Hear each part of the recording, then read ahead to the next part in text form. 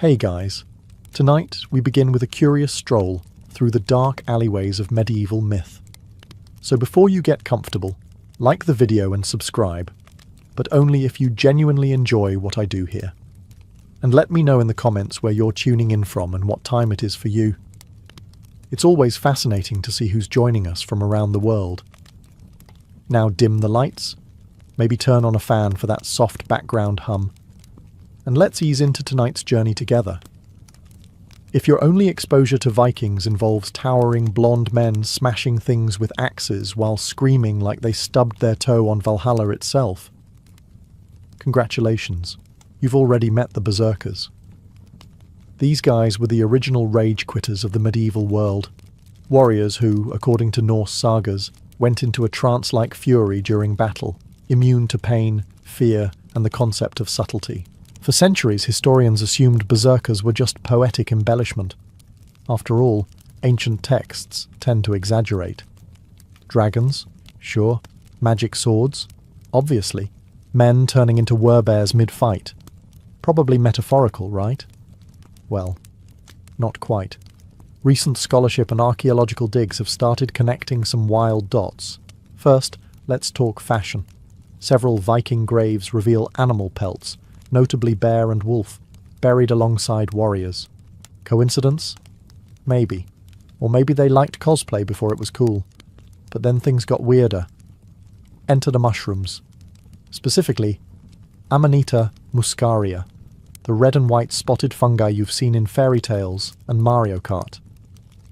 This mushroom isn't just a Pinterest aesthetic. It's psychoactive. And yes, it grows in parts of Scandinavia. Consuming it doesn't just make you see colours.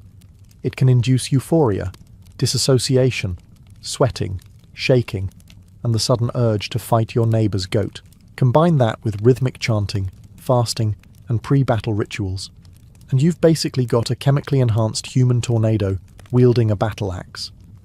Imagine showing up to raid a monastery and being greeted by a shirtless man foaming at the mouth. Contemporary accounts from enemies of the Vikings describe madmen, immune to wounds and utterly fearless. Some scholars even suggest they bit into shields, not for defence, but to control their convulsions. You know, normal Saturday night things. The term berserk now lives on in our vocabulary, but back then it was a terrifying tactical advantage. Imagine trying to form a disciplined shield wall while a hallucinogenic Norseman in a bear pelt sprints at you like he's in a heavy metal music video. Strategy? Meet chaos. Ah yes, 1518. The year when hundreds of people in Strasbourg, France decided to fight despair, famine and disease the only way they knew how. By dancing. Not metaphorically, not romantically, literally dancing until their feet bled, their hearts gave out, and the local authorities considered whether banning music might be healthier than banning witches. At first, it started small. One woman, Frau Trofea, stepped into the street and began dancing. No music, no audience. Just pure medieval groove. A couple hours in, and you'd expect someone to throw her a loaf of bread and suggest a nap. Instead, people watched. Then they joined. Because apparently, in 1518, seeing someone dance themselves into delirium meant, hey, looks fun, I'm in. Within days, dozens were dancing, then hundreds, and not at a festival, in the middle of the street, in the sweltering summer heat, without food, water, or any sense of self-preservation. It would have made a great TikTok trend, minus the mass casualties. What's baffling is the response from city leaders. Instead of, say, quarantining the dancers or bringing in doctors, they leaned into it. Literally. They hired musicians, built a stage, encouraged the dancers to get it out of their system. That's right. Their cure for compulsive death dancing was to crank up the medieval bass. As you can imagine, that didn't work. Historians were long divided on whether this was real or just another pious parable from a time when leeches were considered medicine and astrology made career choices. But numerous records, city accounts, church logs, personal letters, all confirm the same terrifying footnote. People danced, involuntarily, and some didn't survive. So what caused it? The top theories are 1. Ergot poisoning, a hallucinogenic mold that grows on rye and can cause convulsions, visions, and extremely poor life choices. Or 2. Mass psychogenic illness, basically collective madness sparked by stress, fear, and a lack of hobbies. Whatever it was, it turned one city into a grim disco for a month straight. And if there's a moral here, it's this. Medieval Europe didn't always burn witches. Sometimes it threw them a dance party. If there's one thing the medieval period excelled at, it was turning optimism into tragedy with breathtaking efficiency. Case in point, the Children's Crusade of 1212, a campaign that sounds like a Disney sequel, but plays out more like a dark satire of human judgment. The legend goes something like this. A young shepherd boy in France, let's call him Stephen, because that was literally his name, claimed he received a divine message from Jesus. Not just any message, mind you, but one that instructed him to lead a peaceful army of children to the Holy Land, not with swords, but with innocence, which, as it turns out, is not a useful weapon against trained soldiers and sea storms. Thousands of children joined, because why wouldn't you follow a teenage shepherd who said God told him to walk across Europe barefoot? Parents wept, townspeople cheered, bishops blinked slowly, and off they went, across mountains, down rivers, through towns, singing hymns, starving slightly, getting arrested occasionally. It was a medieval school field trip, minus the chaperones, and with significantly more divine hallucinations. The myth was long believed to be, well, a myth. Something exaggerated in monkish writings to teach a moral lesson. Don't send your kids to Jerusalem without adult supervision. But over time, historians began to uncover a trail of documents. Church records, royal decrees, city archives, all hinting that, yes, something did happen. And it involved a lot of very young, very idealistic feet. What happened to them? Well, depending on which version you read, the outcome ranges from tragic to, oh God, why? Some were turned away at the Alps. Some likely died on the march. Others were tricked by unscrupulous merchants, loaded onto ships and sold into slavery in North Africa. Not exactly the holy liberation they were promised. The Mediterranean wasn't so much parted for them as it was monetized. Today, scholars believe the movement wasn't entirely made of children. Many were likely teenagers, or poor peasants, labelled as pueri, the Latin word for both children and servants, because of course it was. But the mass delusion, the sincerity, the epic miscalculation, that part's real. Picture this. It's a quiet day in 14th century France. A pig escapes its pen, bites a child, and the villagers don't just butcher it or blame the nearest peasant. No, they drag the pig to court, with a lawyer and a judge and a public trial. Because in medieval Europe, justice wasn't just blind, it was extremely imaginative. Yes, animals were actually put on trial. Not metaphorically, not symbolically, literally. They were assigned defense attorneys, sometimes imprisoned, occasionally excommunicated. Nothing says rule of law like banishing a rooster from the church for laying an egg, which, by the way, they believed was laid by the devil himself, because obviously, for centuries people thought these stories were just exaggerated folklore. Surely medieval scribes were just being poetic. You know, adding a little flair to their otherwise monotonous lists of grain taxes and fish quotas. But no. Court records, actual parchment-bound proceedings, have been found all over Europe. One famous case from 1386 involved a sow in Falaise, France. She was found guilty of killing a child and was sentenced to death. She was dressed in human clothing, paraded through town, and publicly hanged. Because symbolism, retribution, general medieval weirdness, even insects weren't safe. In 1510, a group of French peasants sued a horde of weevils for destroying their crops. The court appointed a lawyer to represent the insects, presumably someone who had annoyed the judge recently. After several hearings, the case was dismissed because, well, the bugs didn't show up. Classic defendant behaviour. But here's the twist. This wasn't random insanity. To medieval minds, justice applied to the entire creation. Animals, though lower than humans, were still part of God's moral universe. If they committed a crime, or were suspected of being in league with dark forces, they faced the consequences. The Middle Ages didn't do things halfway. Some of these trials were ecclesiastical, meaning the church got involved. Others were secular, with full legal proceedings. All of them are now prime examples of how deeply humans can anthropomorphize anything with legs and a bad attitude. Nothing says medieval torture quite like the Iron Maiden, that infamous human-shaped metal sarcophagus, lined with spikes on the inside, designed to turn heretics into Swiss cheese. You've seen it in museums, horror films, and probably that one guy's edgy high school sketchbook. There's just one problem. It's a complete historical fraud. Yes, the Iron Maiden is one of the most iconic torture devices never actually used in the Middle Ages, and yet it's paraded around as if it were the go-to tool of every moody inquisitor with a flair for the theatrical.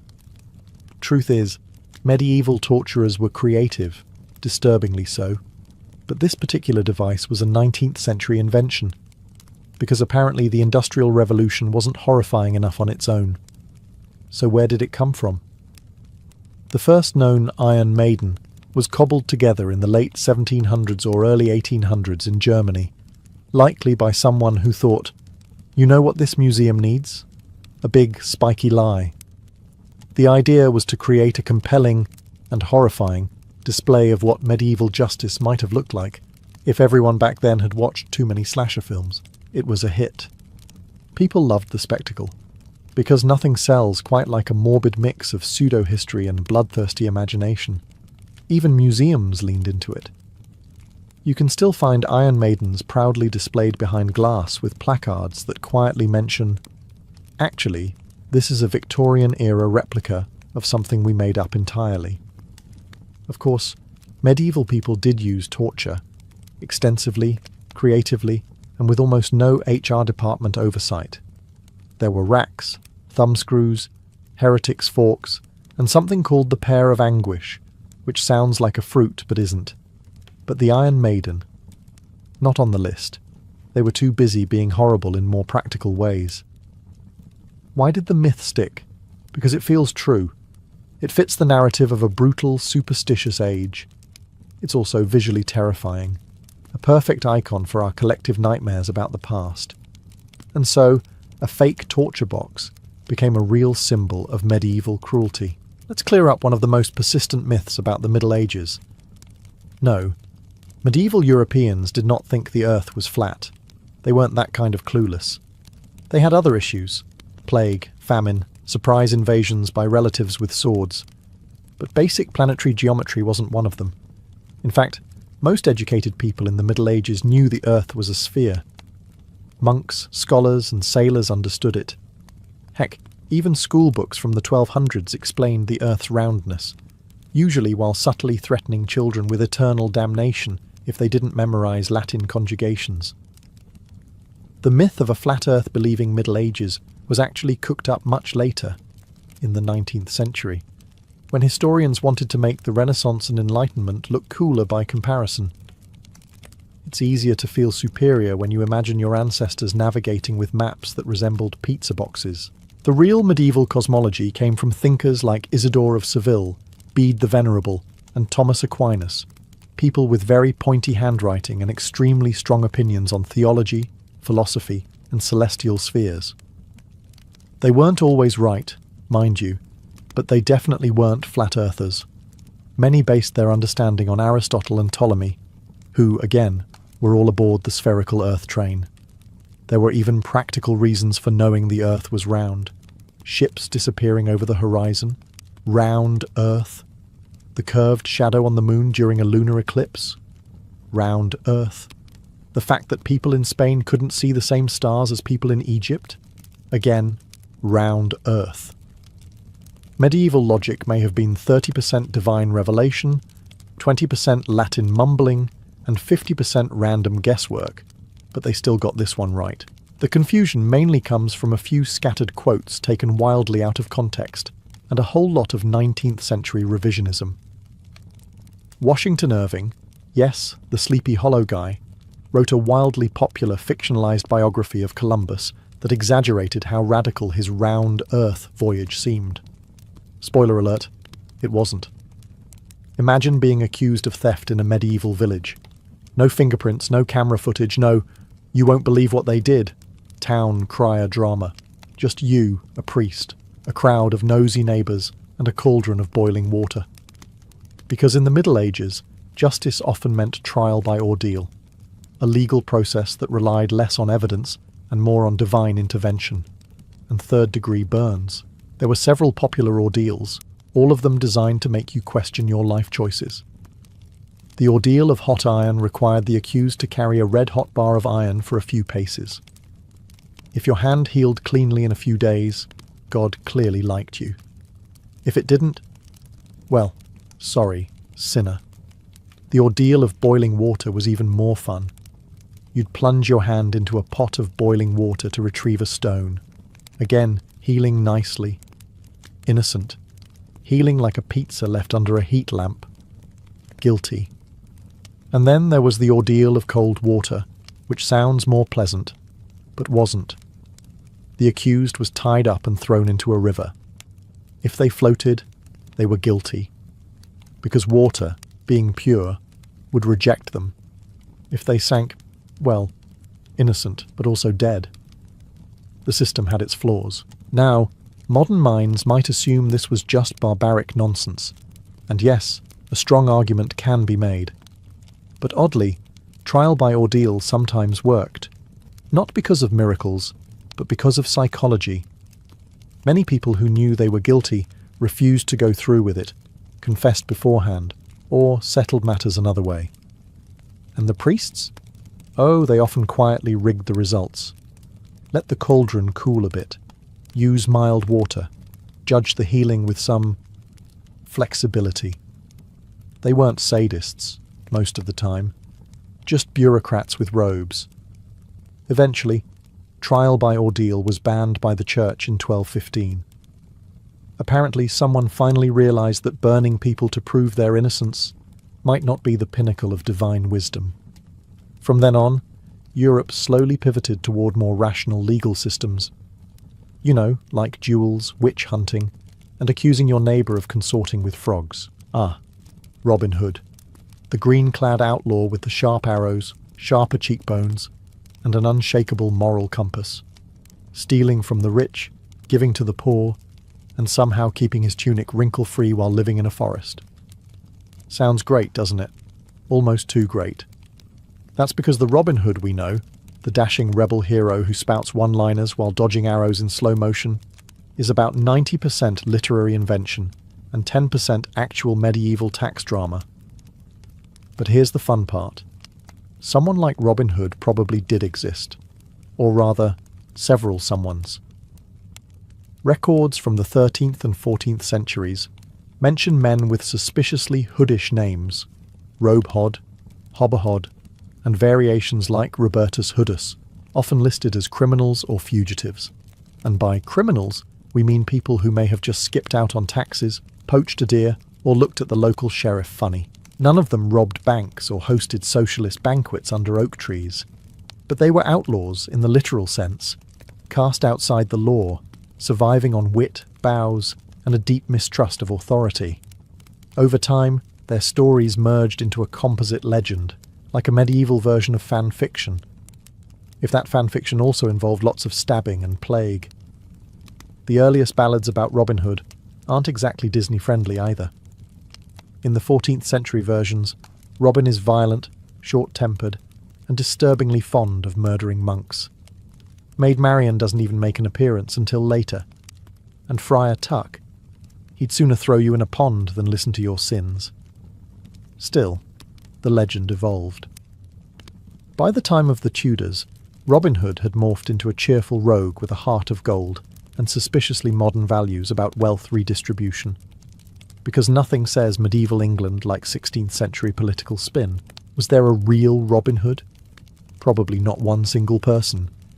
But the conditions that birthed the myth, corrupt officials, hungry peasants, and forests just begging for cinematic lighting, were very real. When you hear Black Knight, you probably picture some brooding guy in dented armour, sulking in the shadows, monologuing about vengeance while lightning cracks behind him. Basically, a medieval Batman with worse dental hygiene. But in actual medieval history, the Black Knight wasn't a cackling villain or an edgy character from a Monty Python sketch. It was a real title, or at least a nickname with some surprisingly respectable roots.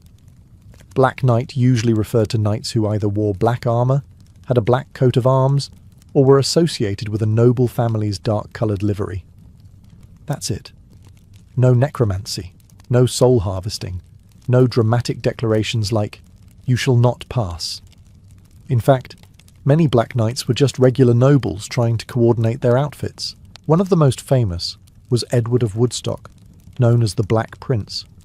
He was a 14th century English prince and military commander, beloved by some, feared by others, and not at all the kind of guy who'd sit around in a cursed tower.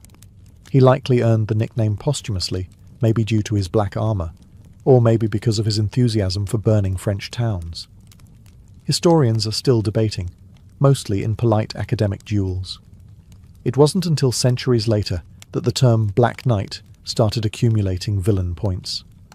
Romantic literature, 19th century novels, and early Hollywood gave the term a glow-up, or more accurately, a gloom down.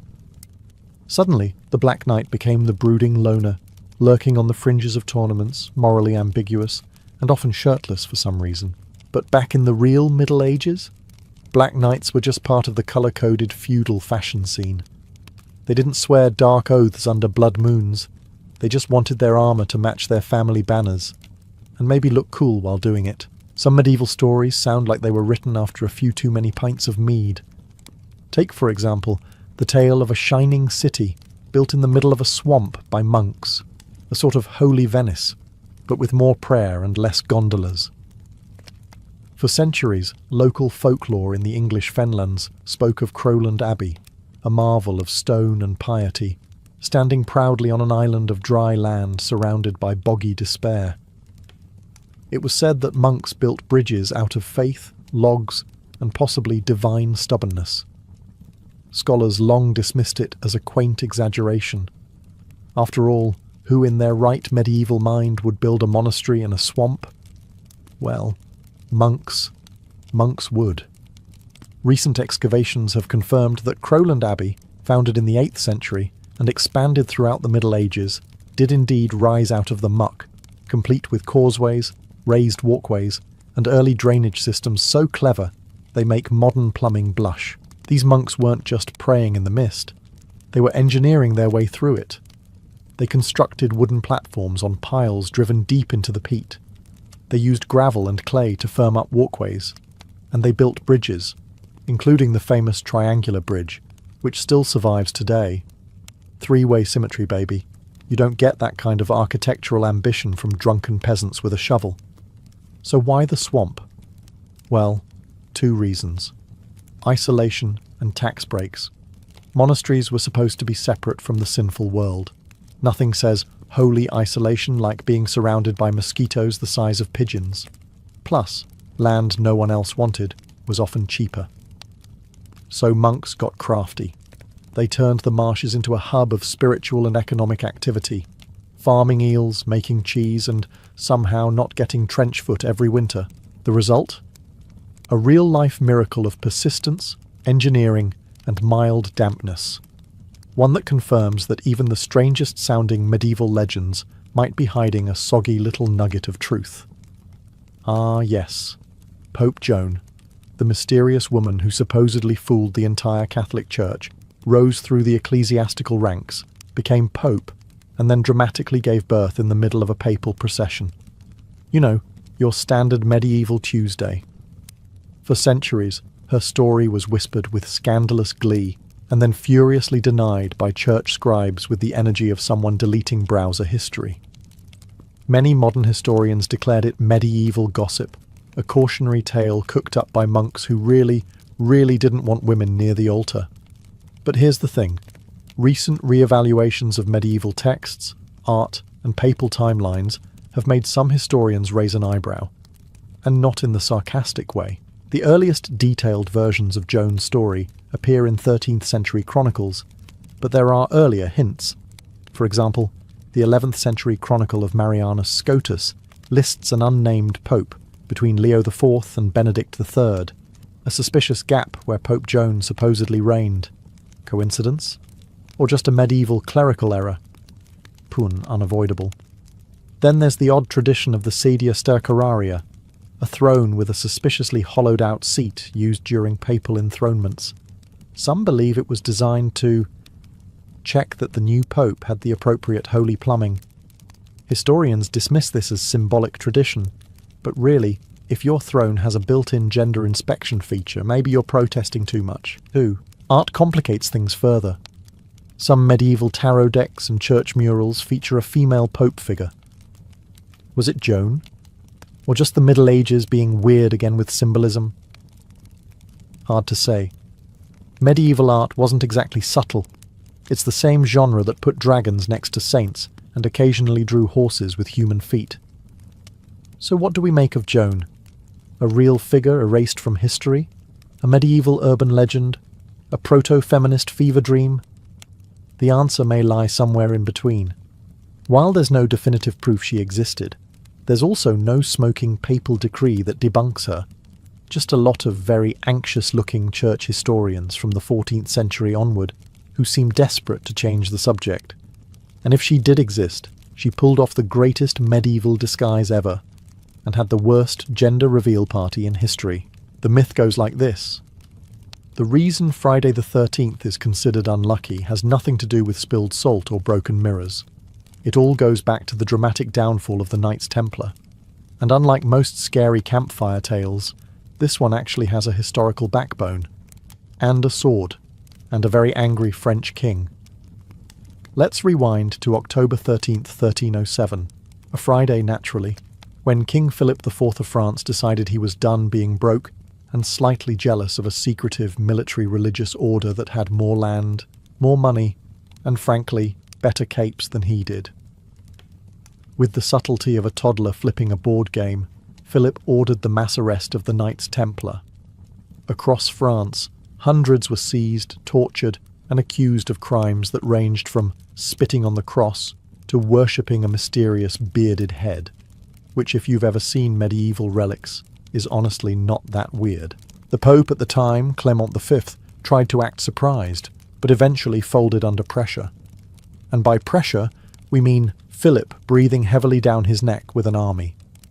The church disbanded the order in 1312, and the last Grand Master, Jacques de Molay, was burned at the stake in 1314. Before his fiery exit, he allegedly cursed both the king and the Pope, and guess what? They both died within a year. Coincidence? Or medieval karma? So yes, the connection between Friday the 13th and the Templars has historical roots, though the superstition didn't really bloom until centuries later. But the drama? That's 100% certified medieval. The Templars weren't just knights. They were bankers, crusaders, landowners, and walking PR nightmares for secular rulers. Their downfall wasn't caused by heresy, it was caused by debt. King Philip owed them a lot of money, and nothing clears a tab like a few strategic executions and a smear campaign. When you think of medieval surgery, chances are you picture a bearded man with questionable hygiene sawing off limbs with a kitchen knife while screaming, "God wills it," over a background chorus of patient agony and Gregorian chants. And, honestly, that happened more than once. But here's the twist. Not all medieval medicine was utter madness. Some of it actually worked. No, seriously. Recent analysis of 10th to 14th century medical manuals and archaeological remains shows that medieval surgeons weren't complete sadists with a hacksaw and a prayer. In fact, they were surprisingly competent at wound care, trepanation, and even cataract surgery, with tools that look like they were designed by a blacksmith on a budget.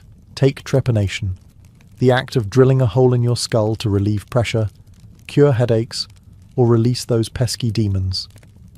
Because why trust Tylenol when you can ventilate your brain? Archaeological evidence shows patients survived these procedures at decent rates. their skulls showing signs of healing. So, not just a medieval lobotomy, more like a last-ditch effort with a decent follow-through. And then there's wound care. Texts like the Trotula and Chirurgia Magna contain recipes that would make a modern herbalist weep with joy. Honey, an antiseptic, wine, a disinfectant, and linen bandages were all used. Not quite penicillin, but honestly better than the rub mud and hope approach often credited to the era. Even dental work wasn't all pliers and screaming. Some surgeons used gold wire to secure loose teeth. Granted, medieval toothpaste was mostly charcoal and regret, but hey, they tried. Yes, there were leeches. And urine analysis. And yes, if you had a suspicious mole, someone might call it a sign of witchcraft and light you on fire.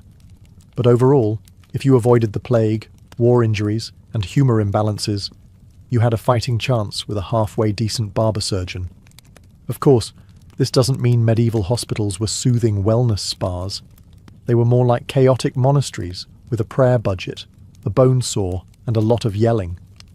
But the myth that all medieval medicine was blind guesswork isn't entirely fair. Sometimes medieval doctors knew what they were doing. Other times they were just winging it with holy water and optimism. But credit where it's due, some of those patients actually walked out with all their limbs still attached. Let's bust one of the most stubborn medieval myths. The idea that everyone from the 5th to the 15th century wandered around like stinky, unwashed potatoes wrapped in wool. Contrary to this very pungent stereotype, many medieval people were not only aware of personal hygiene, they were downright fussy about it. Archaeological digs and manuscript evidence suggest that bathing, grooming, and scented oils were not only common, but part of a decent person's weekly routine. Now, did they shower twice a day and exfoliate with apricot scrubs? Absolutely not. But they did use soaps made from animal fat and ashes. Earthy tones. And many households had wooden tubs they filled with hot water for a nice soak, assuming you had a servant to haul it in and you didn't live in a drafty shack. And don't even get started on the public bathhouses, especially in places like medieval Paris, London, and the Islamic caliphates, where shared steamy bathing was both a social activity and a way to not smell like old cheese. Some even had separate rooms for men and women, and yes, it sometimes got a little too social, which is why a few church leaders started side-eyeing the whole bathhouse industry. But hygiene wasn't just about water and soap. People trimmed their nails, cleaned their ears, and plucked their armpit hair with terrifying enthusiasm. Monks had strict grooming rituals. Nobles had perfumed gloves and tooth powders made from burnt rosemary and crushed shells, which probably didn't whiten your teeth, but at least it smelled like you tried. So how did the everyone was dirty and smelled like fermented onions myth begin? It likely stems from post-medieval bias, especially from the Renaissance and Enlightenment eras, where writers loved dunking on the Dark Ages to make themselves feel more, well, enlightened. Add in a few 19th century illustrators who never met a dirty peasant trope they didn't love, and voila, stinky medieval meme unlocked. To be fair, if you were a serf working 14 hours in a dung-filled field, you probably didn't end the day smelling like lavender and ambition. But the blanket assumption that no one in the Middle Ages knew how to wash their armpits, officially debunked. So yes, medieval people bathed. Not daily, not always alone, but bathed nonetheless. No, this isn't a deleted Monty Python sketch. In certain parts of medieval Europe, people accused of crimes were subjected to something called the trial by consecrated bread, or ordeal of the morsel, for those of you with a flair for ominous baked goods. Here's how it worked. An accused person, usually a clergyman, would be brought in front of a jury of solemn, probably half-asleep monks. They'd then be handed a small piece of holy bread, yes, blessed, God-approved bread, and asked to chew and swallow it. Sounds simple, right? Like communion with steaks? The twist? If the accused choked, gagged, or looked generally nervous while eating the bread, boom. Guilty. Not just, you seem suspicious. Guilty. We're talking God himself is now involved, and he clearly thinks you're shady. Guilty. This method was based on the belief that divine power would physically stop a liar from swallowing the body of Christ. Apparently, celestial justice had a direct line to your esophagus. It was essentially a medieval lie detector test, but instead of wires and sweat glands, you got carbs and judgmental monks. And you thought job interviews were stressful. What's wild is that this wasn't fringe behaviour. These ordeals were sanctioned by church authorities for centuries, especially in Anglo-Saxon England. It was believed that divine intervention would reveal the truth where mortal justice failed. And because nothing says fair trial like giving a dry cracker to a terrified man and hoping he doesn't have acid reflux. Eventually, even the church realised this was getting a little silly. In the early 13th century, Pope Innocent III, who sounds like he should have been innocent but really wasn't, banned clergy from participating in ordeals altogether. That basically shut the whole operation down. No monks, no magic bread. But the fact that this happened at all? Totally real. It wasn't metaphor, it wasn't satire. It was bureaucracy baked. The initiation of a new Templar did not begin with fanfare or public ceremony. It began in silence in the earliest hours of the morning, when the world still lingered in darkness. A candidate, usually a young knight of noble birth, would approach the gates of a Templar preceptory, a fortress monastery that was part barracks, part holy sanctuary. He arrived with no fanfare, no escort, and no weapons. By custom, he was to come humbly, leaving behind the trappings of his old life. His sword, his shield, his armour, and even his family's name would mean little inside those walls. To join the order was to sever ties with earthly glory. The gatekeeper admitted him into a courtyard still shadowed by torchlight. The air was thick with a strange mix of anticipation and dread. Here, silence was enforced. He was forbidden to speak until spoken to. Brothers of the temple guided him into the chapel, the heart of the ritual. Unlike the grand cathedrals of Christendom, a Templar chapel was often stark and bare. Flickering lamps threw long shadows across stone walls, while relics, splinters of the true cross, bones of saints, and holy icons, were arranged upon the altar. The setting was designed to impress upon the initiate that he was stepping into a realm where the sacred outweighed the worldly. The brothers assembled in solemn ranks, their white mantles marked with the blood-red cross. The candidate stood alone before them, a solitary figure beneath their watchful gaze.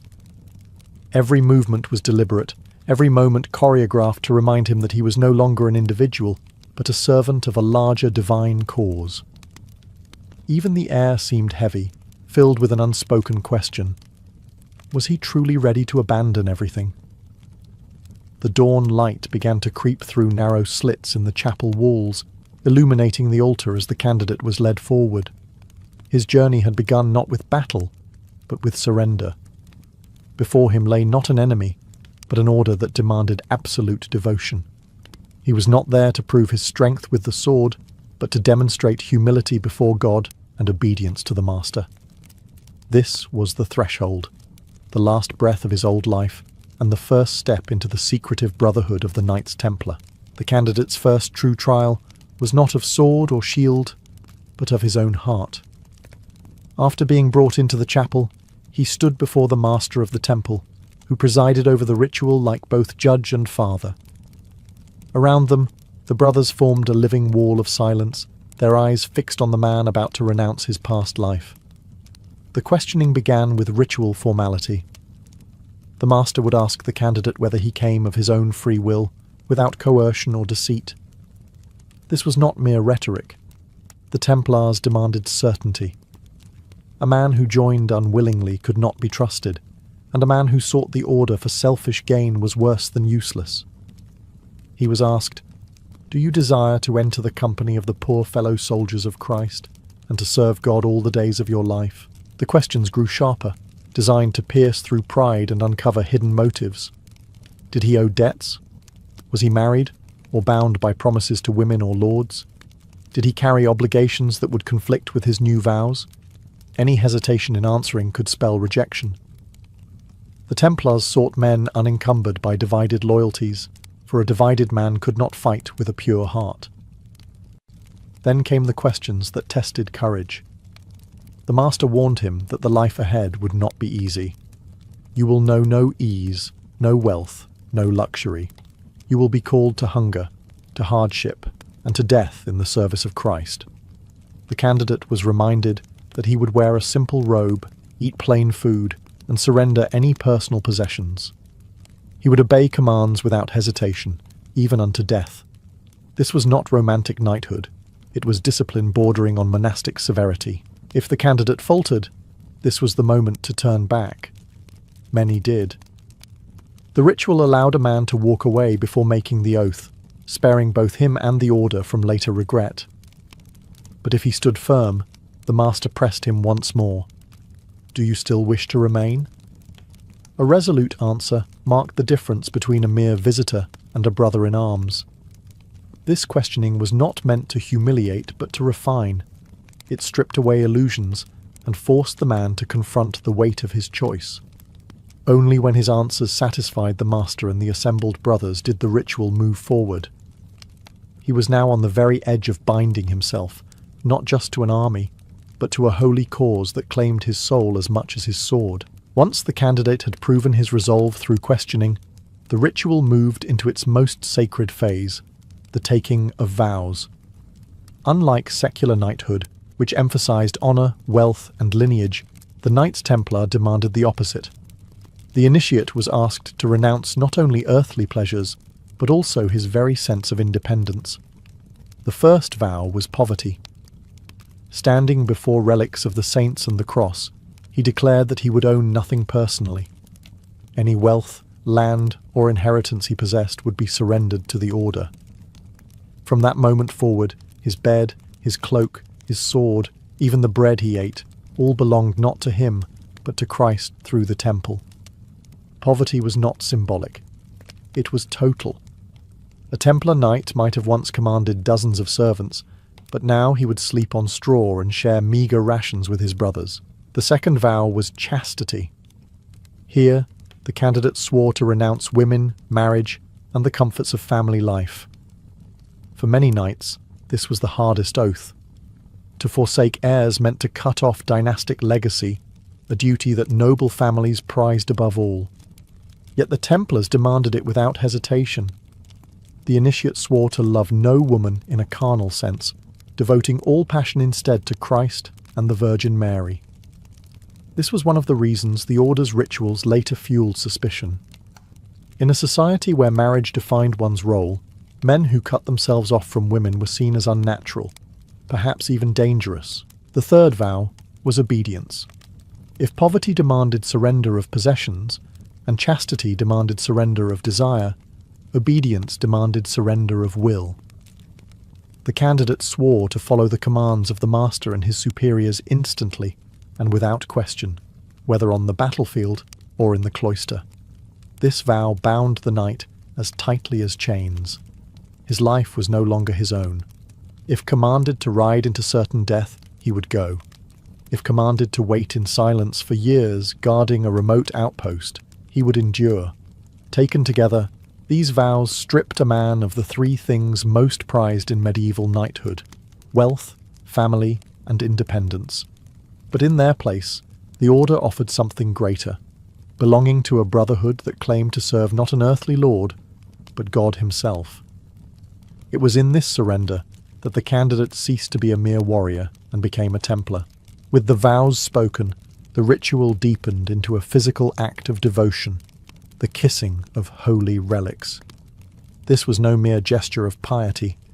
It was the binding seal of the candidate's oaths. Before him, the altar had been prepared with the most sacred treasures the order possessed: a fragment of the true cross, bones of saints, or a gospel manuscript. These relics were believed to hold divine power, and to touch or kiss them was to invite God himself to witness the promise. The candidate, now kneeling, was guided forward by two senior brothers. He lowered his head in submission, not to the master or the brethren, but to the sacred objects that represented heaven's authority. The first kiss was often upon the cross, a symbolic union with Christ's suffering. This was meant to remind him that the knight's life would be one of sacrifice, hardship, and service. mirroring the sacrifice on Calvary.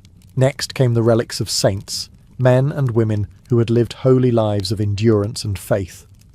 By pressing his lips to their remains, the initiate aligned himself with their legacy.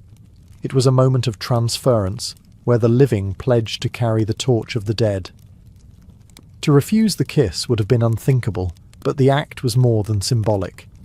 In the medieval imagination, to kiss a relic was to form a covenant.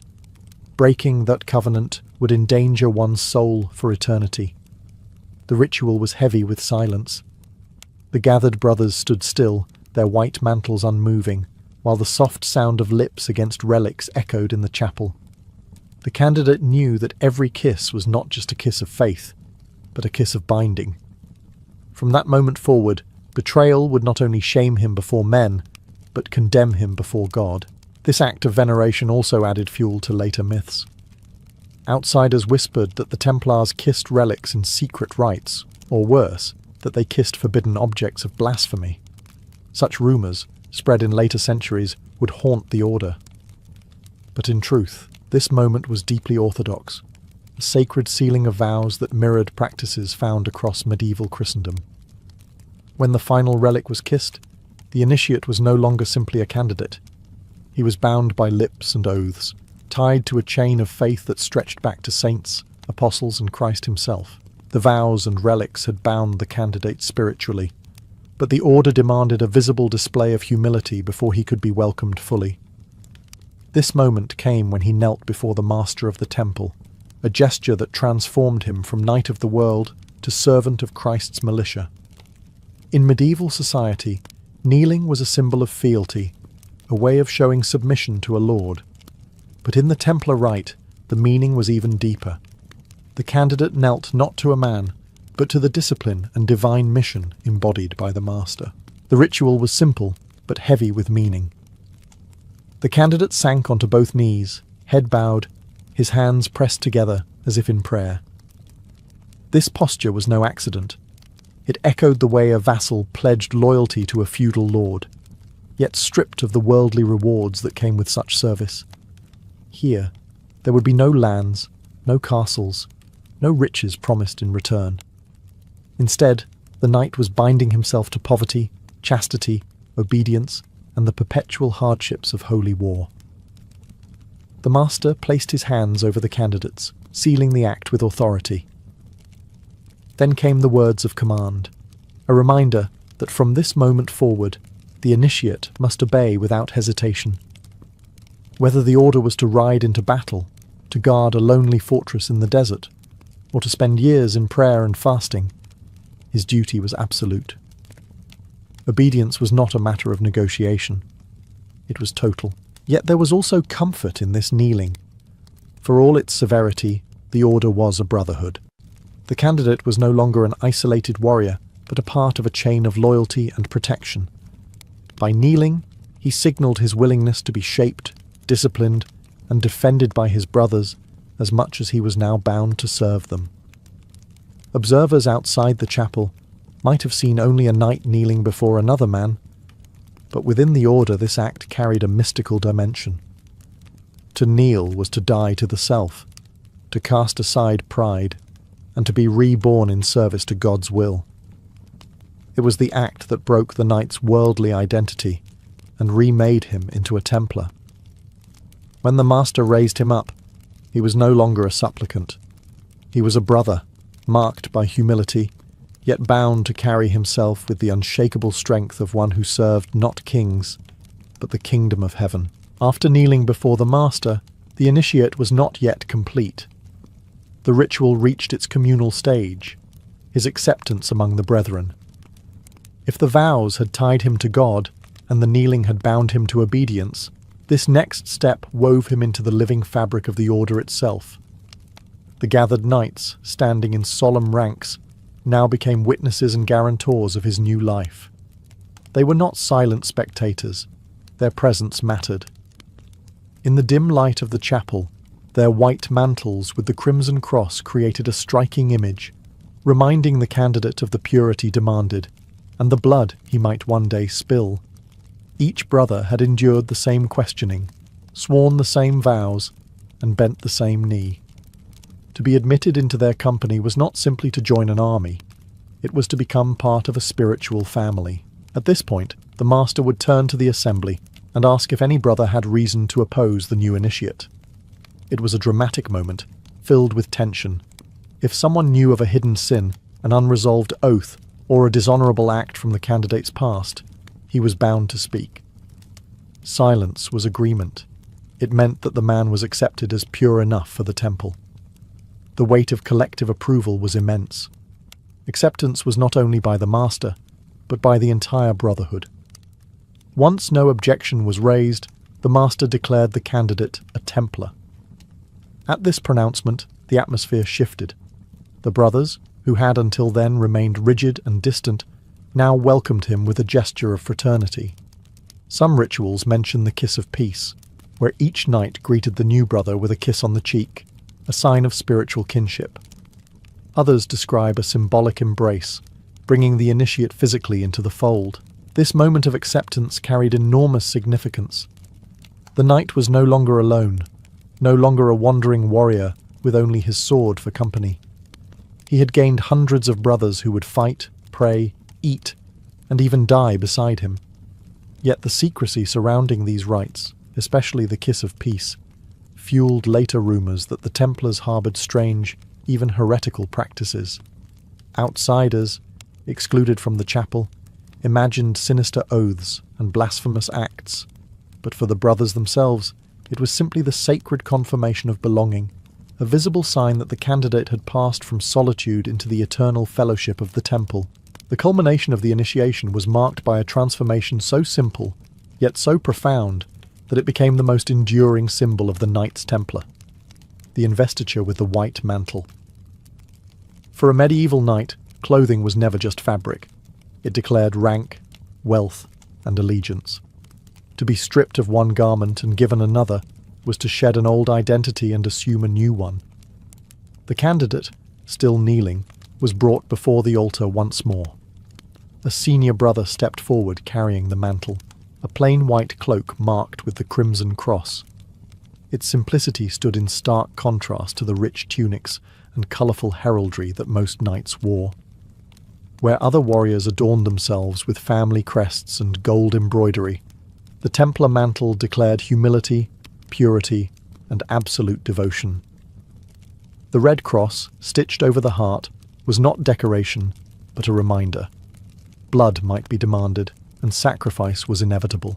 The master spoke as the garment was placed upon the initiate's shoulders. He explained that the whiteness symbolized chastity and spiritual cleanliness, while the cross was both burden and blessing. To wear the mantle was to proclaim before all men that he had renounced the world. Wherever he travelled, from Paris to Jerusalem, from dusty roads to royal courts, his cloak announced him as a Templar, bound by vows that set him apart. This investiture was often accompanied by warnings. The master would remind the new knight that if he should ever betray his vows, the mantle would become a curse rather than a blessing. To disgrace the cross was to invite eternal damnation. The garment once bestowed was not merely clothing but a sign of spiritual marriage to the order. It could not be worn lightly. The chapel would fall into hushed reverence as the initiate rose, now cloaked in white and red. For the first time, he stood visibly as a Templar knight. The assembled brethren saw not a candidate but a brother, clothed in the same colours that they themselves bore. The moment carried both pride and dread. Pride, because the new knight had entered one of the most powerful orders in Christendom. Dread, because from this day forward, every step, every battle, every prayer, and every breath would be lived under the shadow of that red cross. The mantle was glory and burden entwined. No initiation was complete without a meal, not a lavish feast, but a communal table where the new knight took his place among his brothers for the first time. In medieval society, to eat together was more than sustenance. It was a declaration of kinship. For the Templars, whose lives were ruled by discipline, the shared meal carried profound symbolic weight. The banquet was modest, reflecting the vow of poverty. There were no golden goblets, no extravagant dishes dripping with spice. no musicians to provide entertainment. Instead, the knights sat shoulder to shoulder at long wooden tables, eating plain fare: bread, broth, beans, perhaps roasted meat if available. Each portion was measured, and indulgence was forbidden. The silence of the earlier ceremony gave way to murmured prayers and quiet conversation, the steady rhythm of spoons against bowls. For the new initiate, this was the first test of belonging. He was no longer an outsider standing before the order, but a brother at their table. By eating the same food, drinking the same watered wine, and following the same rules, he stepped fully into the rhythm of Templar life. Here, there were no noblemen or peasants, no sons of lords or commoners, only brothers bound by vows. The equality of the table was one of the order's greatest strengths. The master or senior officers often used this moment to remind the initiate of the rules that governed meals. Conversation was limited and focused, often revolving around scripture, discipline, or practical matters of the campaign. Excess was forbidden. Even gestures of greed, like reaching too quickly for food, could bring reprimand. The meal itself was a continuation of the vows. Simplicity, obedience, and humility played out in the act of eating. This banquet also had a spiritual layer. To break bread together was to echo the Last Supper, the fellowship of Christ and his disciples. Just as the knights had sworn oaths before relics, now they confirmed their unity through shared sustenance. The initiate, tasting the plain bread and wine, knew he was bound to these men not just in battle but in daily life, in hunger and in prayer. By the time the meal ended, the new knight had fully crossed the threshold. He had been questioned, tested, bound by oaths, and now nourished by the same food as his brothers. What remained was the final blessing, the sealing of his place in the spiritual army of the temple. The last stage of the initiation was both solemn and uplifting, the final blessing that sealed the knight into eternal brotherhood. Everything that had come before, the questioning, the vows, the kneeling, the relics, the mantle, and the meal, led to this culminating act. Now, before God and his brethren, the initiate was consecrated as a full Templar. The chapel grew still once more. The master stood before the new knight, lifting his hands in blessing. Words of prayer were spoken, invoking Christ, the Virgin Mary, and the saints as witnesses to the vows just taken. This blessing was not symbolic but binding. The initiate was believed to be spiritually marked, set apart from the rest of Christendom. No longer a free knight of the world, he was now a soldier of Christ, sworn to defend the faith until death. Some accounts suggest that the blessing also carried a warning. The master reminded the new brother that to break his vows was to betray not only the order, but God himself. Damnation, both earthly disgrace and eternal punishment, awaited those who faltered. It was a sobering reminder that this brotherhood was not something to be entered lightly. Once bound, there was no release, only life in service or death in disgrace. After the blessing, the brethren together recited prayers, surrounding the new knight in a chorus of Latin chants.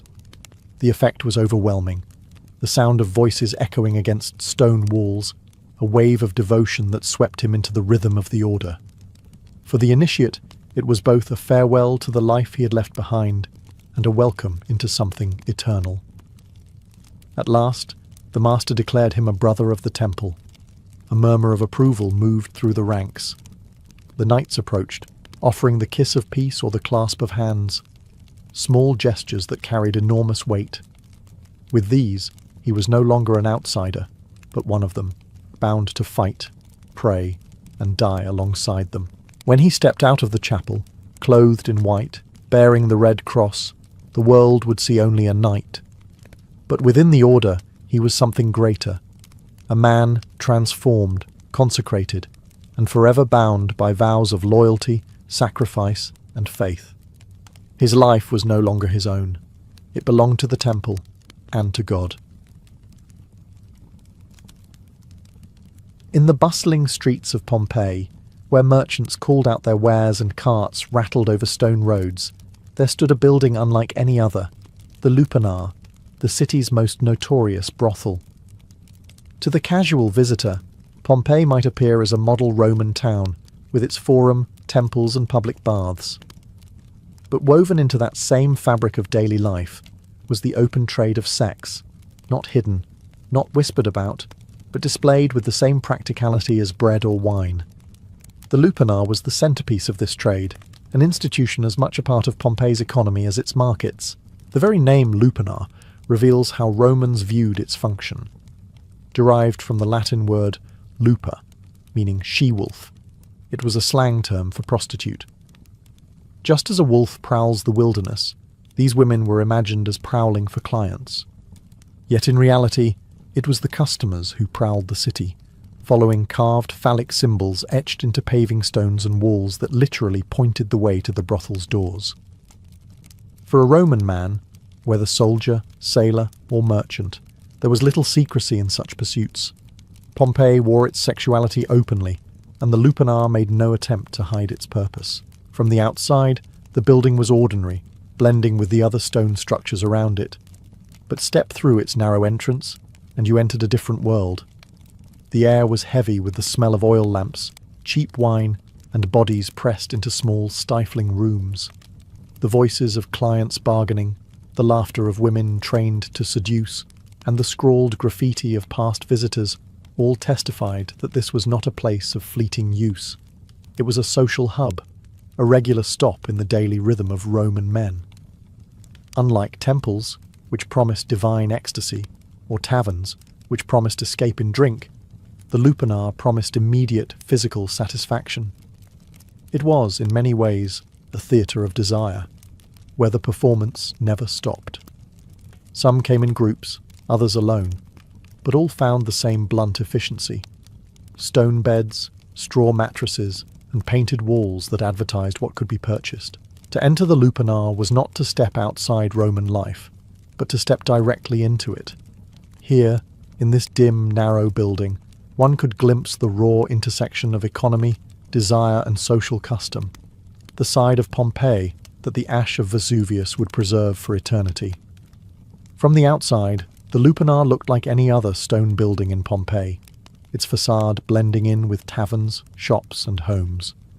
But once inside, its architecture revealed a singular purpose: efficiency in the service of desire. Unlike lavish Roman villas decorated with mosaics and atriums open to the sky, this brothel was built with narrow corridors, cramped chambers, and a dark intimacy that left little space for lingering. The building itself was 2 stories tall. The ground floor housed 5 small rooms, each with a built-in stone bed. These were little more than cubicles, windowless, airless, and sparsely furnished. A thin mattress stuffed with straw or cloth was laid across the stone platform, often covered with a rough blanket. Comfort was not the goal, durability was. The stone ensured that the beds could withstand constant use without splintering or collapsing, while straw could easily be replaced when fouled. For the average Pompeian man, this was enough. Sex was a transaction, not a romance. A staircase led to the second floor, where the atmosphere was slightly different. The rooms upstairs were larger, brighter, and often reserved for wealthier clients. Here, visitors might find wooden beds, softer coverings, or a touch of privacy absent downstairs. Those who could afford to pay more sought not only pleasure, but also comfort, and the architecture reflected this hierarchy of experience. At the centre of the brothel was a small stone staircase, the artery that connected rich and poor, upstairs and downstairs, fleeting encounters and longer indulgences. The walls themselves served a role in guiding customers. Phallic carvings pointed toward the rooms, almost like arrows, ensuring that even strangers could navigate the building. The brothel was practical, but it was also symbolic. The cramped ground floor rooms represented the raw, unvarnished side of Roman sexuality, quick, transactional, and accessible to all. The upper rooms reflected the stratification of Roman society, where wealth could still purchase luxury, even in the pursuit of lust. Together, they formed a microcosm of Pompeian life, class divisions, economic realities, and human desire all compressed into a single structure. To walk its halls was to step into a machine built for one purpose: Every corner of the lupanar, from the echo of footsteps on stone floors to the flicker of oil lamps against frescoed walls, reminded the visitor that this was not a home or a temple, but a marketplace of flesh. Perhaps the most striking feature of the lupanar, and the one that has fascinated historians and tourists alike, are the erotic frescoes painted above the doorways of its small rooms. These images were not abstract decorations or veiled hints.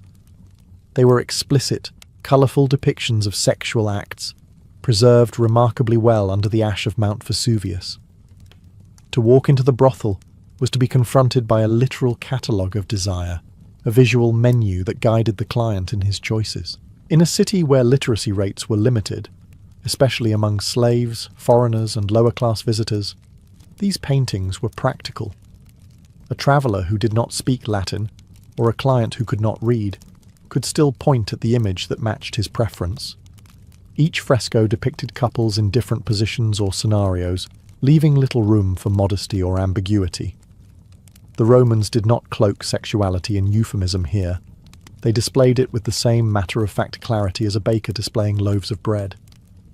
The placement of these frescoes also carried symbolic weight. They were positioned above each room's doorway, almost like signboards in a shop.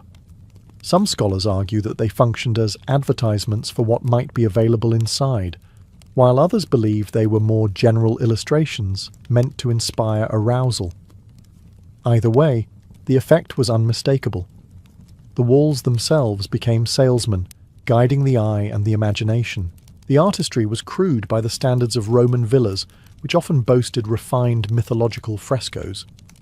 But what the lupanar's images lacked in polish, they made up for in clarity. The bold lines, exaggerated bodies, and unembarrassed poses conveyed exactly what was on offer. And unlike the subtle eroticism found in elite homes, these frescoes were unashamedly transactional. They existed to facilitate business. Interestingly, these menus may also have functioned as a form of regulation. By displaying a range of acts openly, the brothel standardized expectations, ensuring that both client and prostitute understood the terms. This efficiency reduced disputes, much like a tavern posting prices for wine. For archaeologists, the frescoes are more than titillation. They provide rare insight into the sexual economy of Pompeii, revealing not only the practices, but also the attitudes of a society where desire was commodified. They remind us that the lupanar was not a hidden den of shame, but an openly advertised marketplace of pleasure, where walls spoke louder than words. Behind the painted walls and stone beds of the lupanar were the women themselves, the central figures of Pompeii's sex trade. Their lives were harsh, their labour relentless, and their status almost always marginalised.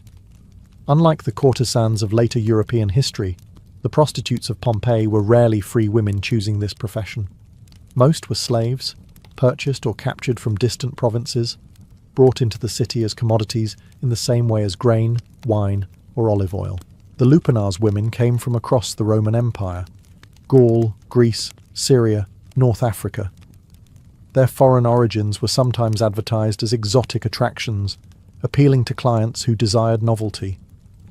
These women often had their identities stripped away, given simple Romanized names such as Fortunata, Lucky One, or Prima, the First. Such names reduced them to functions, catalogued like items in a market stall. Their daily existence was grueling. From morning until late at night, they worked in tiny, airless rooms, often servicing multiple clients in succession. Payment was collected quickly, usually a single coin, sometimes the equivalent of a loaf of bread. The women kept almost nothing for themselves. Earnings were claimed by the brothel's owner. Even their bodies were not truly their own, subject to the demands of strangers and the rules of the establishment. Yet within this bleak reality, traces of individuality survive. Graffiti scratched onto the walls of the lupanar preserve snippets of the women's voices, boasts, names, and even playful remarks left for future clients to read. Some inscriptions reveal pride in skill, others bitterness at exploitation. These fragments remind us that the women were not faceless commodities, but human beings, with wit, frustration, and resilience. The stigma they bore was immense. Roman society tolerated prostitution, but did not honour it. Prostitutes were legally classified as infames, a status that stripped them of many rights. They could not marry respectable citizens, inherit property, or participate fully in civic life. The brothel gave them visibility but not dignity. Still, these women were essential to Pompey's economy and social fabric. They provided a service openly demanded by men of all classes, from slaves to senators. And though their names have largely been lost to history, the ash of Vesuvius has preserved the traces of their labour, their voices, and their silent endurance inside the narrow chambers of the lupanar. If the women of the lupanar were its labour force, the clients were its lifeblood. To understand Pompey's brothel, one must understand the men who filled its rooms. Contrary to the assumption that prostitution was the indulgence of only the poor or desperate, the lupanar's clientele spanned all ranks of Roman society.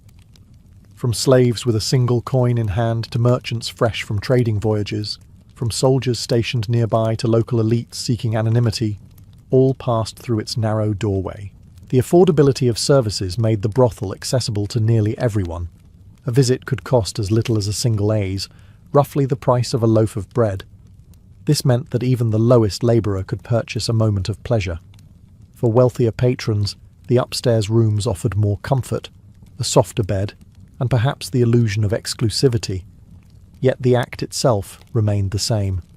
Quick, transactional, stripped of romance. Graffiti scrawled across the walls reveals not only the presence of clients, but also their personalities. Some proudly recorded their visits. "I had a great time here with Fortunata." Others left crude boasts of their virility, turning the walls into a ledger of masculine ego. A few inscriptions even read like customer reviews, praising or mocking the women by name. These writings, casual yet permanent, paint a vivid picture of how normalized brothel visits were in Pompeian life. For Roman men, there was little stigma in visiting a prostitute. Married men often sought out the lupanar without shame. Fidelity was expected from wives, not husbands. Roman law and custom viewed sex with prostitutes as acceptable, even practical. It provided an outlet that, in the eyes of many, protected respectable women from male appetites. Thus, the brothel became not only a place of pleasure, but also an institution that reinforced the double standards of Roman morality. At the same time, the lupanar offered more than just physical release. It was also a social space, a place where men could drink, boast, and carve their names into eternity. It functioned as part tavern, part club, and part stage for performances of masculinity. In a world where status and reputation defined identity, leaving a mark on the walls of the brothel was, for some men, as important as leaving one on the battlefield. The clients of the lupanar were not a hidden subculture. They were Pompeii itself, the traders, soldiers, and citizens who made the city thrive, and who saw no contradiction between civic duty and knightly indulgence. If the frescoes of the lupanar were the official advertisements, the graffiti carved and scratched into its walls were the unofficial commentary, a chorus of voices echoing through time. Few ancient buildings offer such an intimate glimpse into daily life as this brothel, where the walls became a canvas for humour, pride, lust, and frustration. Visitors left behind crude boasts of their conquests. One inscription reads, "I screwed many girls here." Another, more specific, names the prostitute. "I had a good time with Fortunata for 1 coin." These graffiti blur the line between casual bragging and customer reviews, giving us a rare sense of how men spoke of their experiences in unfiltered honesty. Some comments even praise or criticize the women's skills, making the lupanar's walls one of the earliest forms of public rating systems. But not all graffiti came from clients. Some of the women themselves inscribed their names or brief statements, reclaiming a voice in a place where their lives were otherwise controlled. These scribbles often reveal pride, wit, or defiance. One woman etched her name beside a heart, a reminder that even in the harshest conditions, individuality could not be erased. For archaeologists, These markings are invaluable, transforming faceless workers into real human beings who laughed, loved, and endured. Other graffiti reveal the social mix of the brothel.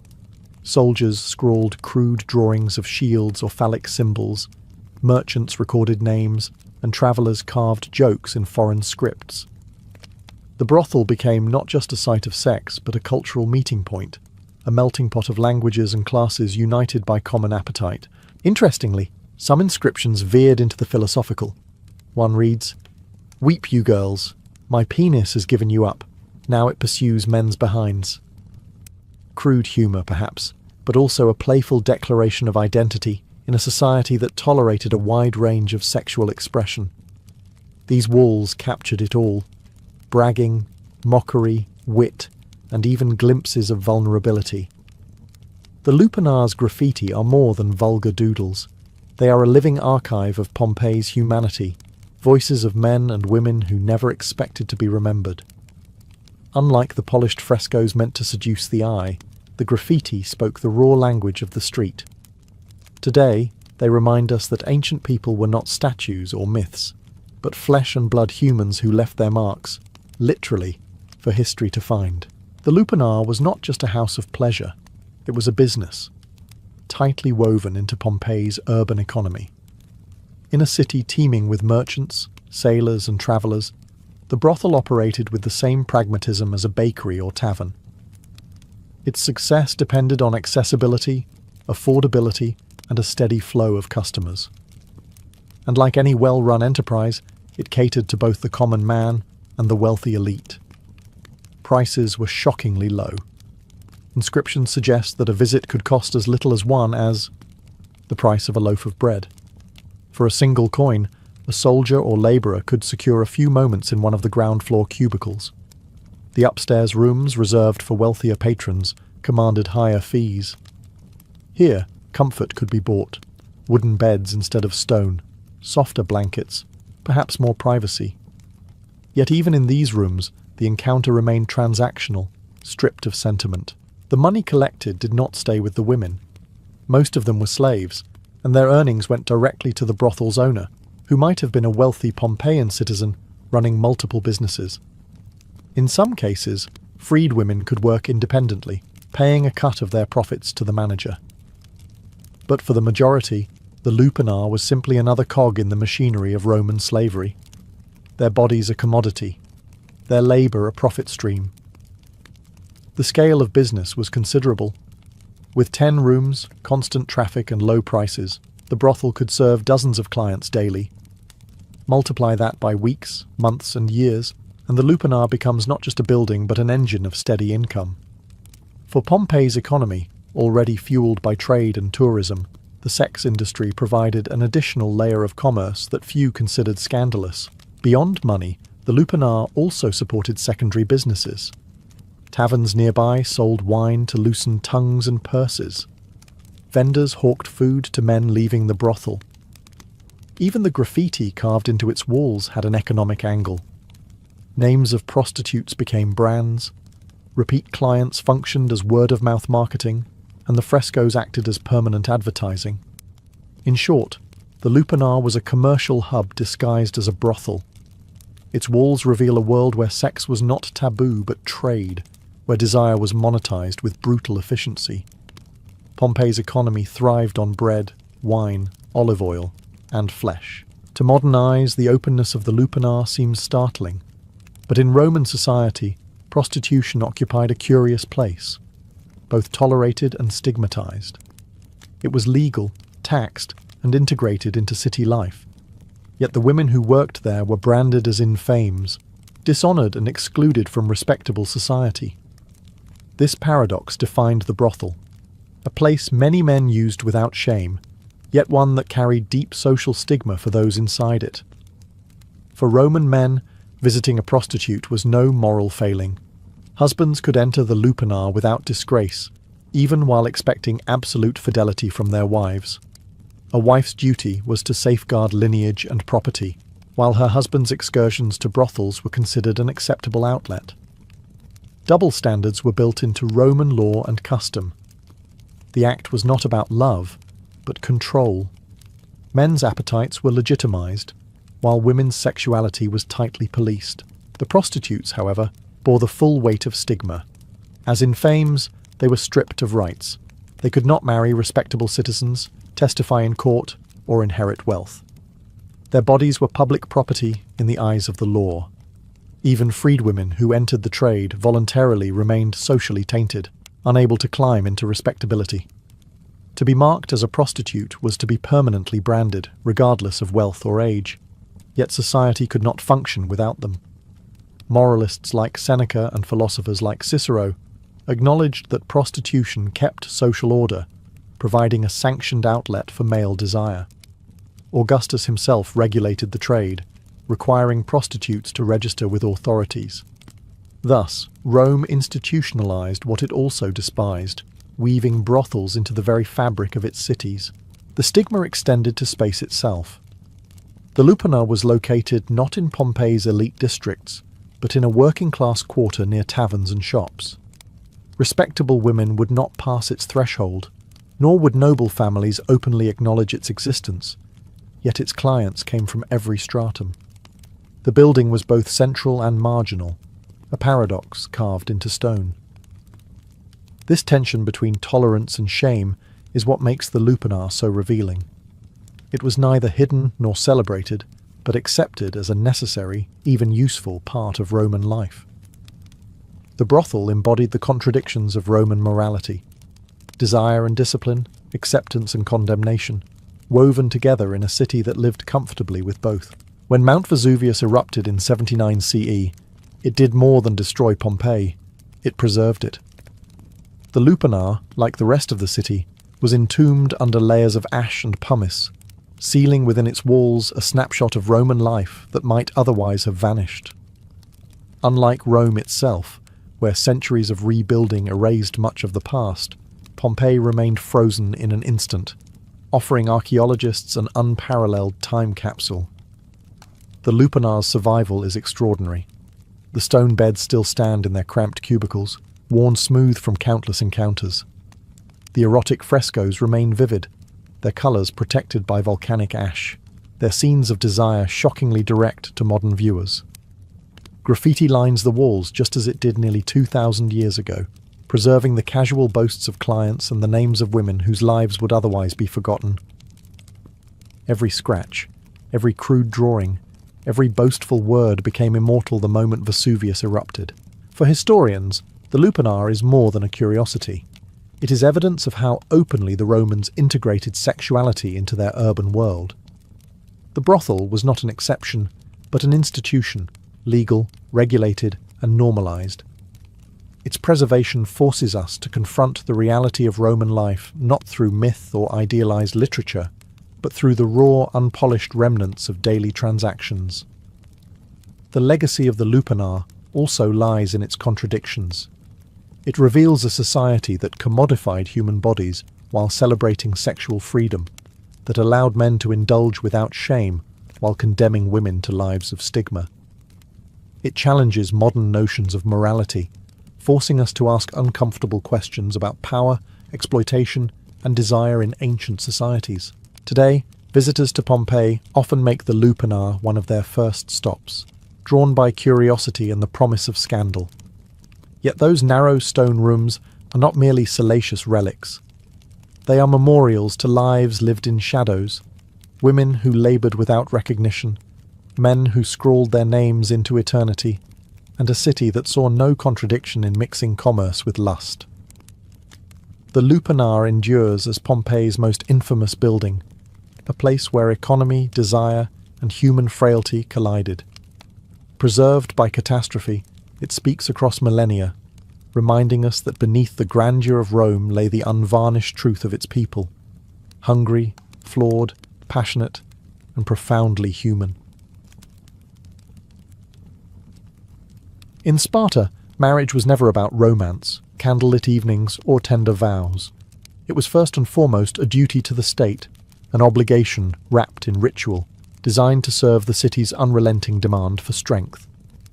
Unlike Athens, where marriages centered on family alliances and the management of households, Sparta had one clear priority: the production of strong children who would grow into fearless soldiers and resilient mothers.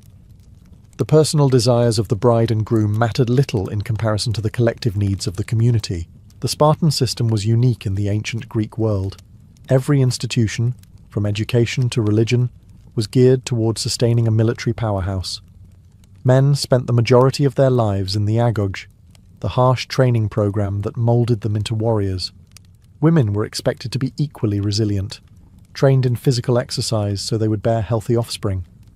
Within this framework, marriage was not a private arrangement, but a civic responsibility. A couple's union was viewed through the lens of what it could contribute to Sparta's future armies. This mentality shaped every aspect of their customs. For Spartans, a wedding was less about joy and more about efficiency. The state intervened heavily, ensuring that unions were not based on whim, but on practical considerations: age, strength, and fertility. Even myths about Spartan weddings reinforce this utilitarian ethos. The idea that two people might marry for affection or personal preference was seen as weak, even dangerous. Love could distract a warrior from his duty, while indulgence in luxury was a threat to Sparta's austere way of life. Yet despite this cold practicality, Spartan marriages carried a strange kind of equality. Unlike in other Greek city-states, Spartan women were not confined to the shadows of the household. They owned land, managed estates, and spoke openly in public. Their role in marriage was therefore more balanced, not as submissive dependents, but as partners tasked with maintaining the Spartan bloodline. The rituals that surrounded weddings reflected this duality: harsh, even brutal, yet deeply symbolic of shared strength. In the end, a Spartan marriage was not two individuals binding themselves to each other for love, but two citizens binding themselves to Sparta. Their union was another weapon in the city's arsenal, forged not in passion but in the fires of necessity. In Sparta, the timing of marriage was not left to chance, nor was it guided by personal desire. The state carefully dictated when its citizens could wed, ensuring that the institution served its military and demographic needs above all else. Unlike other Greek city-states, where men often married young to secure household stability, Spartans followed a strict pattern. Men delayed marriage until the age of 30, while women typically married much earlier, in their late teens or early 20s. This unusual gap in age was no accident. By 30, a Spartan man was considered seasoned, having endured the full rigours of the agoge, the grueling military training system that began in childhood. Only after proving himself as a disciplined warrior, capable of obedience and endurance, was he seen as fit to assume the responsibilities of marriage. The state demanded that men demonstrate loyalty to Sparta before they could be trusted with loyalty to a household. Marriage, in other words, was a reward for survival and service. For women, the logic was different. Spartan girls were raised to be strong, athletic, and resilient, their training including running, wrestling, and even javelin throwing. This physical discipline was not to prepare them for battle, but for motherhood. The ideal Spartan bride was one who could endure childbirth and produce vigorous children. By marrying young, women entered their most fertile years under the watchful eye of the state, aligning their personal lives with Sparta's goal of breeding strong offspring. The result was a sharp contrast: experienced warriors marrying youthful, physically robust women. This pairing embodied the Spartan vision of balance: seasoned male strength joined with female vitality. The household was not built on affection, but on calculated utility, with both partners chosen at the optimal moment for contributing to the city's survival. Yet, paradoxically, this arrangement gave Spartan women more influence than their counterparts elsewhere. Because men remained in barracks until 30, even after marriage, wives often managed estates and finances in their husband's absence. This created an unusual dynamic where women were younger but not powerless, entrusted with responsibilities that Athenian women could scarcely imagine. Thus, the age of marriage in Sparta reflected more than biology. It reflected ideology. It was a timetable crafted by the state, ensuring that marriage served not personal romance but the perpetual machinery of war. Few customs in the ancient world were as striking, or as unsettling, as the Spartan treatment of brides on their wedding night. Unlike the flowing dresses and elaborate hairstyles of Athenian or Corinthian brides, Spartan women were stripped of their femininity before entering marriage. Their heads were shaved clean, their bodies dressed in a man's cloak, and simple sandals replaced any hint of adornment. In this moment, the bride was transformed, not into a delicate wife, but into something resembling a young warrior. Why such an unusual ritual? The symbolism was twofold. First, it reflected Sparta's rejection of luxury and vanity. Long hair, jewellery, and perfumes were markers of wealth and softness, traits despised in a society that valued austerity and discipline. By shaving the bride's head, Sparta stripped away beauty as ornament, forcing the union to rest on strength, not appearance. Second, the disguise blurred the lines between male and female. Spartan marriage was not about a passive woman joining a dominant man. Instead, the bride's transformation emphasized her role as a partner, one expected to endure hardship and contribute to the Spartan ideal of strength. Dressed in male clothing, she embodied toughness and equality, signaling that she was not to be treated as fragile. This practice was unique in Greece, where most women were confined to the household and expected to embody submissive modesty. The act also carried a deeper psychological purpose. To a Spartan groom, accustomed to spending his life among men in military barracks, the transition to marriage could be jarring. By presenting the bride in an androgynous form, the ritual softened this shift, bridging the gap between male camaraderie and heterosexual union. Over time, as hair grew back and the woman adopted her new role as wife, the transformation was complete. She was now both hardened like her husband and capable of producing the next generation of warriors. Though strange to modern eyes, this shaving ritual reveals how deeply Sparta fused gender roles with civic duty. The bride's body was remade into a symbol of resilience, a living reminder that marriage in Sparta was not about romance or beauty, but about survival, strength, and the creation of a unified, disciplined household. In most Greek cities, weddings were public celebrations filled with music, banquets, and processions. In Sparta, however, the union of husband and wife began with something that looked more like a raid than a ceremony: the ritual abduction of the bride. Far from a romantic gesture, this practice symbolized strength, control, and the transfer of the woman into her new role as wife. After the bride had her head shaved and was dressed in male clothing, she was secretly abducted by her groom. The act was not violent in the sense of a real kidnapping. It was staged, with both families aware of the custom. Yet the symbolism was powerful. The groom carried her away from her family home to a private chamber, marking the decisive moment when she left her old life behind. The ritual carried layers of meaning. First, it echoed the military culture of Sparta. Just as Spartan men were trained to seize and endure through force, the abduction dramatized marriage as a conquest, not of love, but of duty. The woman, stripped of her feminine markers, was taken into a new world where she would serve Sparta as mother of warriors. Second, the abduction reinforced secrecy and restraint. Unlike other Greek weddings, there was no grand feast or display for the community. Instead, the first meeting between bride and groom was hidden, solemn, and controlled. The marriage bond was not meant for public spectacle, but for private strength, reflecting Sparta's disdain for extravagance. Perhaps most intriguing was the way this ritual fit into the larger system of male life in Sparta. Even after marriage, men continued to live in military barracks until the age of 30. For years, a husband would often visit his wife only at night, slipping secretly into her quarters and leaving before dawn. Some scholars suggest this secrecy kept passion alive by maintaining a sense of novelty.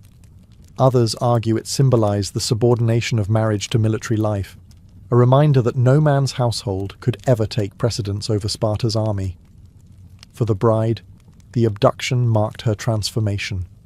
She was no longer her father's daughter, but a Spartan wife, bound not only to her husband, but to the city itself. For the groom, it was both a rite of dominance and a test of discipline, proof that even in love he acted under Sparta's rules. For most cultures, marriage meant a new household, shared meals, and daily life as husband and wife. In Sparta, things were very different. Even after the wedding night, the husband did not move in with his bride.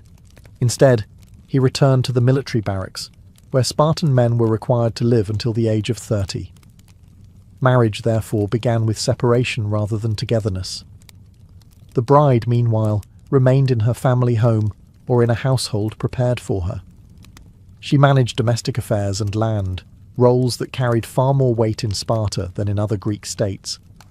Because men spent most of their lives training or at war, Spartan women bore responsibility for running estates, supervising helot labourers, and ensuring the household prospered.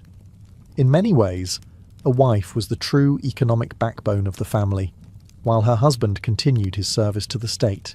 Conjugal visits were often secretive. A young husband might slip away at night to meet his wife in private, returning to his barracks before dawn. These clandestine encounters added an unusual intensity to early married life. Some historians believe this secrecy kept desire alive, preventing the familiarity that could dull passion. Others see it as a clear reminder that a man's primary loyalty was to his fellow warriors, not to his spouse. For the bride, this arrangement could be both empowering and isolating.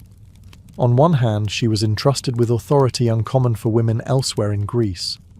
While Athenian wives lived secluded lives, Spartan women managed wealth and made decisions in their husband's absence.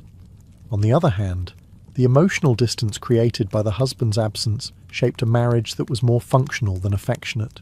Children were the ultimate goal. When a couple produced a healthy son, they had fulfilled their duty to Sparta.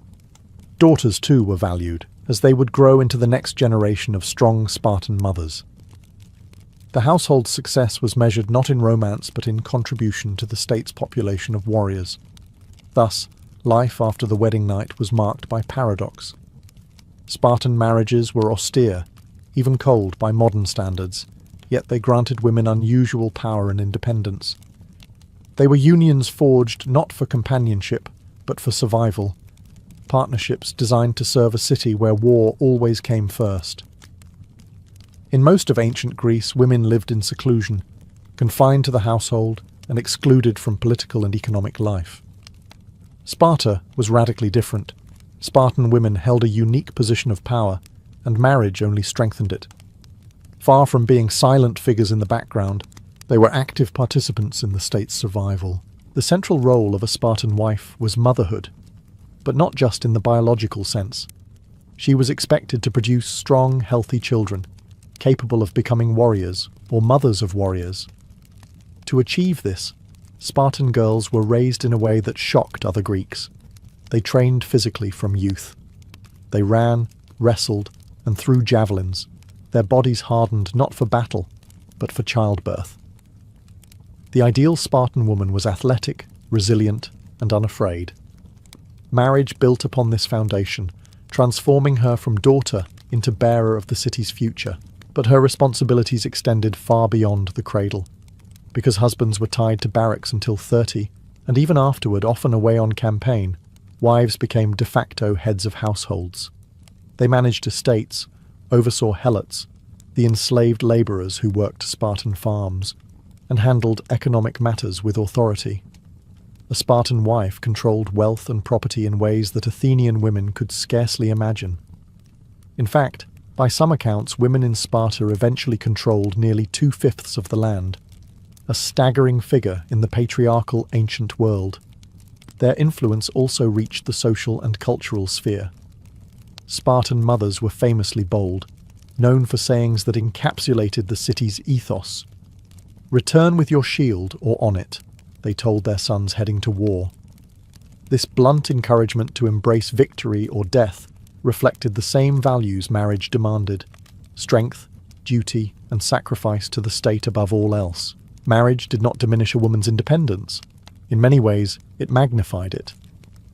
While bound by ritual and expectation, Spartan wives wielded significant power within their families and communities.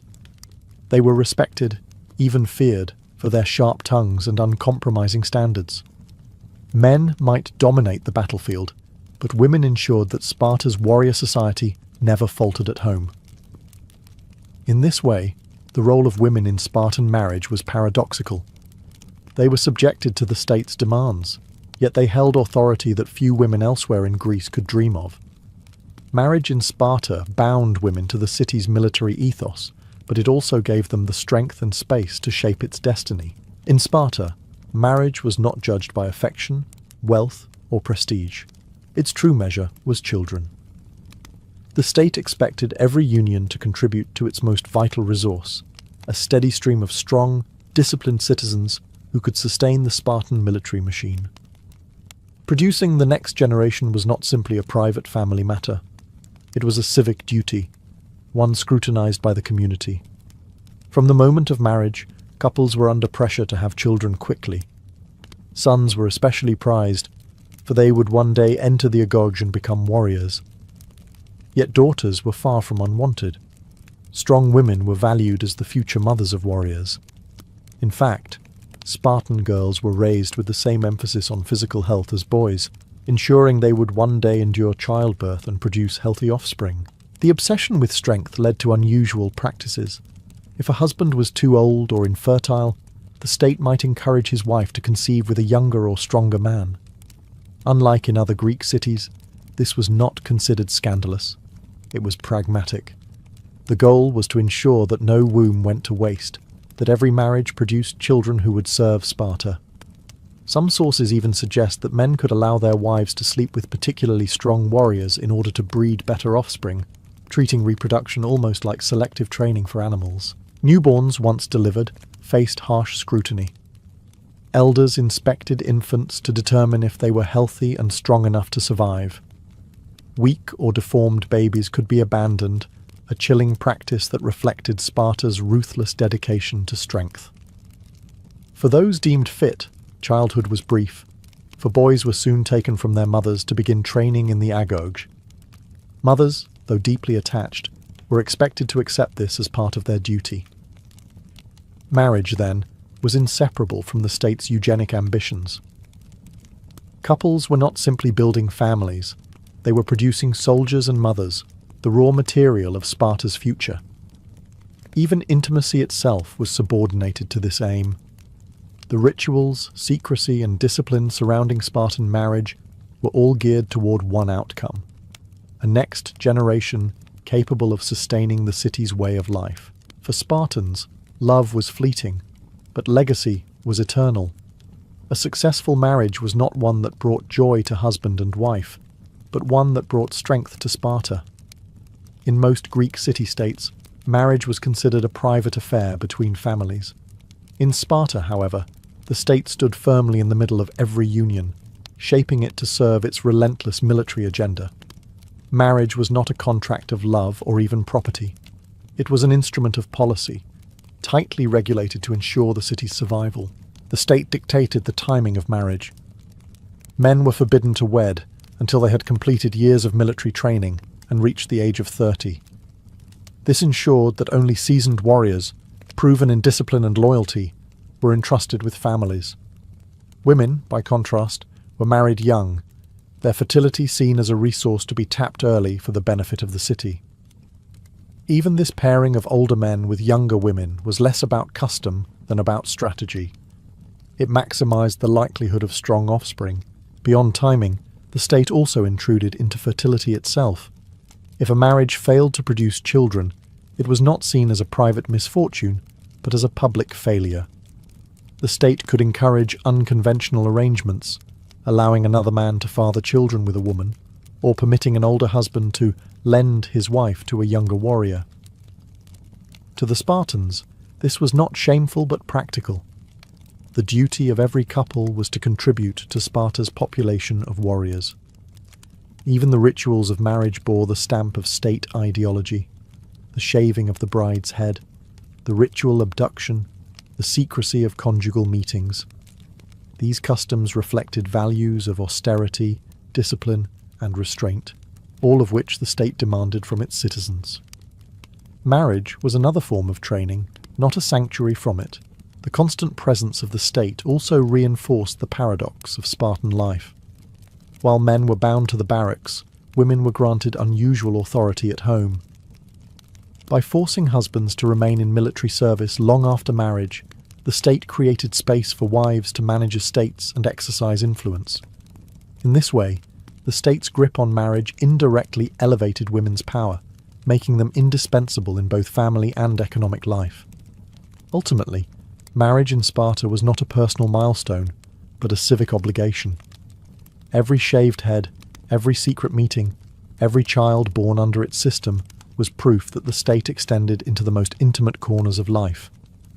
In Sparta, even love and family bowed before the needs of war. The marriage customs of Sparta, so strange and severe to modern eyes, were never simply personal traditions. They were the direct reflection of a society built on discipline, austerity, and service to the state. Unlike Athens, where weddings were colourful celebrations filled with music and feasting, Spartan unions were marked by shaved heads, staged abductions, and secrecy. These practices stripped marriage of romance and luxury, turning it into a civic tool for producing strong citizens. The legacy of these customs lies in how completely they embodied Sparta's priorities. Every ritual, from the bride's transformation into a near-masculine figure to the groom's nightly visits from the barracks, symbolized unity, strength, and subordination of the individual to the collective. Marriage was not about pleasure, but about function, designed to create a partnership that mirrored Sparta's military order, efficient, unyielding, and devoted to survival. Yet, paradoxically, this system elevated women in ways uncommon elsewhere in Greece. Because men remained bound to military service, women became managers of estates, property holders, and guardians of the household. Spartan wives were younger, but wielded remarkable influence, their voices sharp and their independence undeniable. While the state imposed harsh controls, it also gave women unusual prominence in civic life, a legacy that fascinated and unsettled other Greeks. These customs also reveal Sparta's uncompromising view of human relationships. Children were inspected for strength, marriages arranged for fertility, and even intimacy itself was subjected to the demands of the state. Love was secondary to duty, and beauty was shaved away in favour of resilience. What mattered was not the comfort of husband and wife, but the endurance of a society permanently at war. When Sparta eventually declined, its marriage rituals, like its military discipline, became the stuff of legend. Writers from other Greek cities often portrayed them as bizarre, even barbaric, yet also admirable in their stark dedication. Today, they serve as a reminder of how profoundly a culture's values can shape its most intimate institutions. The legacy of Spartan marriage customs is not romance, but revelation. They show us what happens when the state takes hold of family life, moulding love and union into weapons of survival. In Sparta, even a wedding was a battlefield, a place where duty triumphed over desire, and the future of the city was forged in the private bonds of husband and wife.